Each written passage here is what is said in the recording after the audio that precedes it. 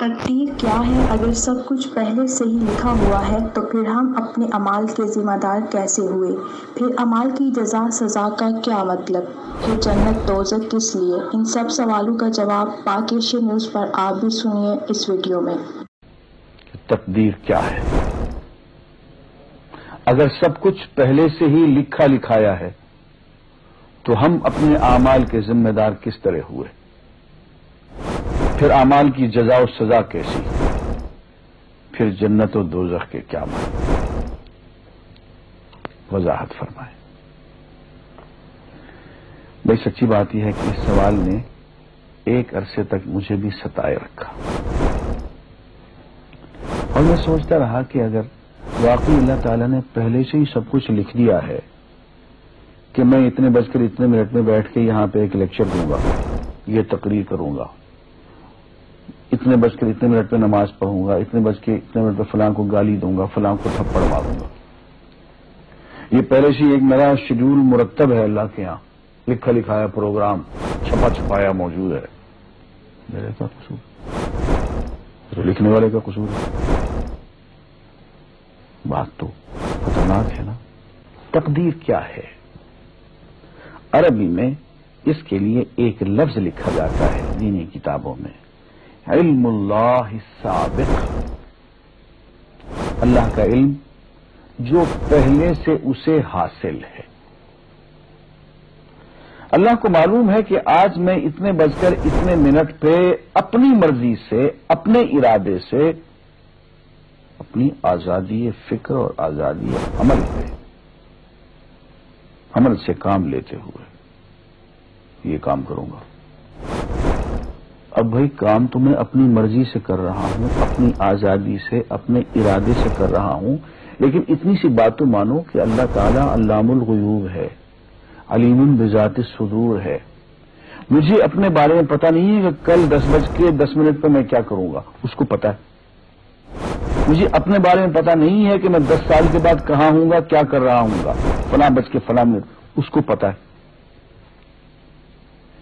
اس کو میرے آزادانہ، خود مختارانہ، فری ول کے ساتھ کیے ہوئے اعمال کا پتہ ہے کہ میں اپنی مرضی سے، اپنے فری ول کے ساتھ، اپنے ارادے سے اتنے بج کر اتنے منٹ میں کیا کروں۔ یہ اس نے اپنے ہاں لکھ رکھا ہے، اس لیے اس کو پوری کائنات کا نظام چلانا ہے۔ اس کا علم جو ہے وہ صحیح ہے، لیکن اس کا علم میرے ارادے سے نہیں ٹکراتا ہے۔ یہ بات میں ایک مثال سے سمجھاؤں گا۔ میرے ساتھ ایک واقعہ پیش ہو گیا، اس دن مجھے تقدیر سمجھ میں آ گئی کہ ہوتی کیا ہے۔ 1971 کی بات ہے کہ یہاں اکاؤنٹنٹ جنرل آفس میں میں ڈپٹی اکاؤنٹنٹ جنرل تھا۔ اس زمانے میں ایک مشہور نجومی تھا شیخ صادق، یہاں قلعہ گزر سنگھ میں رہتا تھا۔ وہ پتہ نہیں بیچارہ زندہ ہے یا فوت ہو گیا۔ انہوں نے دروازہ کھولا، میرے کمرے میں آ گیا۔ کہاں صاحب ہم آپ کی خدمت کرنا چاہتے ہیں، ہم آپ کو مستقبل کے بارے میں کچھ بتانا چاہتے ہیں۔ میں نے کہا بھائی بس فضول باتوں کے لیے وقت نہیں ہے، میں علم نجوم وغیرہ کو اس قسم کے یہ فضول باتوں کو میں نہیں مانتا ہوں، مشغول آدمی ہوں، ان چکروں میں مجھے مت ڈالو۔ اس نے کہا سر مجھے صرف 1 منٹ تو آپ دے دیں۔ میں ہاں 1 منٹ دیتا ہوں۔ اس نے ایک بہت بڑا کاغذ میرے سامنے لکھا جس پہ 40 خانے بنے ہوئے تھے، 40 چیزوں کے نام لکھے ہوئے تھے، مختلف چیزوں کے نام، کتاب، قلم، اینک، کاپی، دوات، پینسل، میز، بادل، برکھا، مسجد، مندر، ایسی ایٹ رینڈم چیزوں کے نام، 40 چیزوں کے نام لکھے ہوئے تھے۔ مجھے کہنے صاحب آپ ان میں سے کسی ایک چیز پہ انگلی رکھ دیں یا اس کا نام آپ اس کاغذ پہ لکھ دیں۔ اور مجھے یہ کہتے کہتے اس نے ایک پیس آف پیپر میری میز سے اٹھایا اور اس پہ کچھ لکھا اور اس کو یوں الٹا کے رکھ دیا۔ میں نے کہا تم نے یہ کیا کیا؟ کہنے لگے جی میں نے وہ چیز لکھ دی ہے، وہ نام جو ابھی آپ لکھیں گے۔ تو اب میں پریشان ہوں۔ تماشے کی بات ہے نا کہ جو چیز میں سوچ سوچ کے اپنے ارادے سے، اپنی مرضی سے ابھی لکھوں گا، اس نے پہلے جو لکھے وہاں چھوڑ دیے میرے سامنے۔ اب میں سوچ میں پڑ گیا کہ یار وہ چیز لکھوں جو اس نے نہ لکھی ہو، کبھی میں اس کا ارادہ کروں کبھی اس کا ارادہ کروں، تنگ آ کے آخر میں نے کسی ایک چیز کو لکھ دیا، میری یہ ہے۔ اس نے جب وہ الٹایا تو وہ وہی چیز نکلی۔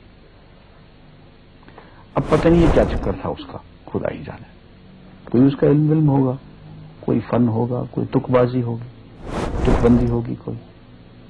لیکن اس دن مجھے پتا چلا کہ یار اس کو جو کچھ میں نے لکھا ہے اپنے ارادے سے لکھا ہے، اپنی مرضی سے لکھا ہے، اس سے پابند ہو کے نہیں لکھا۔ کبھی اس پہ انگلی لگاتا تھا، کبھی اس پہ آخر چونکہ ایک لکھا میں نے۔ لیکن اس کمبخت کو پہلے سے پتا تھا کہ میں کیا لکھنے والا ہوں، اور اس نے پہلے سے وہاں لکھ کے رکھا ہوا تھا۔ میں نے کہا یار ایک محدود علم والا آدمی میرے آئندہ کے اعمال کو اپنے ہاں لکھ کے رکھ سکتا ہے، چونکہ وہ عمل میں اپنی مرضی سے کر رہا ہوں، اپنے ارادے سے کر رہا ہوں، کوئی مجبوری نہیں ہے اس میں، لیکن وہ میری مرضی والا عمل، میرے اپنے ارادے سے کیا ہوا عمل، پوری آزادی کے ساتھ کیا ہوا عمل اس نے پہلے سے اپنے یہاں لکھ کے رکھا ہوا۔ یار اگر یہ انسان کر سکتا ہے تو رحمان کیوں نہیں کر سکتا؟ اس نے میرے سارے اعمال جو میں آئندہ چل کے کرنے والا ہوں، وہ سارے کے سارے اعمال اس نے اپنے یہاں لکھ کے رکھے ہیں۔ اس کو انتظام کرنا ہے، میرے رزق کا انتظام بھی کرنا ہے، آگے میری زندگی، میری موت، میری قبر میں اکوموڈیشن کا پتہ نہیں کہاں کا میرے اس نے انتظامات کرنے ہیں۔ تو میرے بارے میں اس نے سارا کا ڈاٹا کلیکٹ کر کے رکھا ہوا ہے اپنی انفارمیشن کے لیے کہ یہ اپنی مرضی سے کیا کیا کچھ کرے گا۔ تو اس کے لکھے ہوئے ہونے سے میری مرضی ختم نہیں ہوتی، میری ذمہ داری ختم نہیں ہوتی، میرا ارادہ، میری فری ول ختم نہیں ہوتی۔ یہی وجہ ہے کہ ہم جو اعمال کرتے ہیں اس میں سے اللہ تعالیٰ اس کی کچھ ذمہ داری ہم پہ ضرور ہوتی ہے۔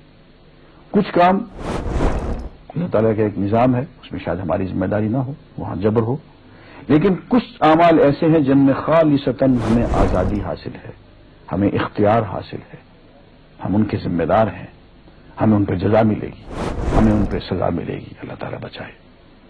اور جزا ملے گی تو جنت ہوگی، سزا ملے گی تو دوزخ ہوگی، لیکن آزادی عمل اور ارادہ ضرور ہے۔